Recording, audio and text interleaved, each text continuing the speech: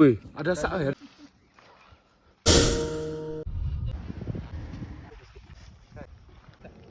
Camp. Oh, facilities. Itu dia. Makan Ha.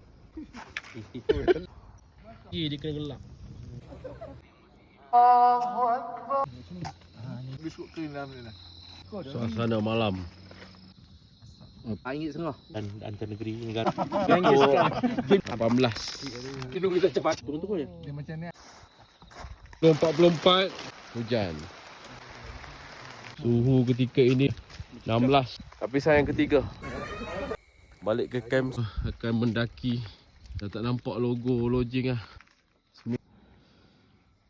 Ini suasana yang kita datang ke lodging Highland. Pakai toto, berkabus dan juga hujan rintik. Pakai baju pagoda. Allahu Akbar. Asyhadu an la ilaha illallah.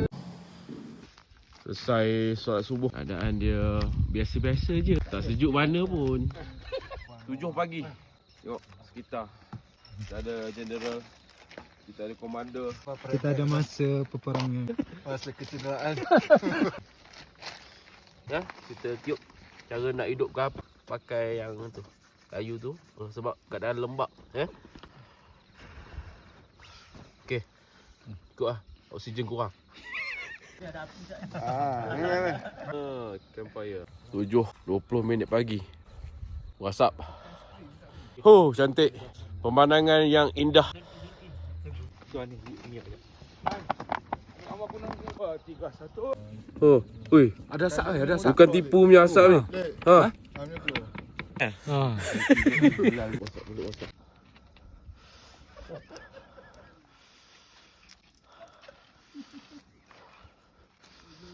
Momen-momen yang penting. Apa ni? Ada lagi atas ni satu lagi tak? Chef Ali kita. Siapa punya tu? Ni. Tembok besar Cina ni. Tepik je lah.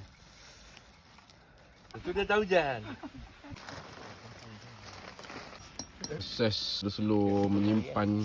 Sekarang pukul 8.44 minit pagi. Dan masih lagi berkabus.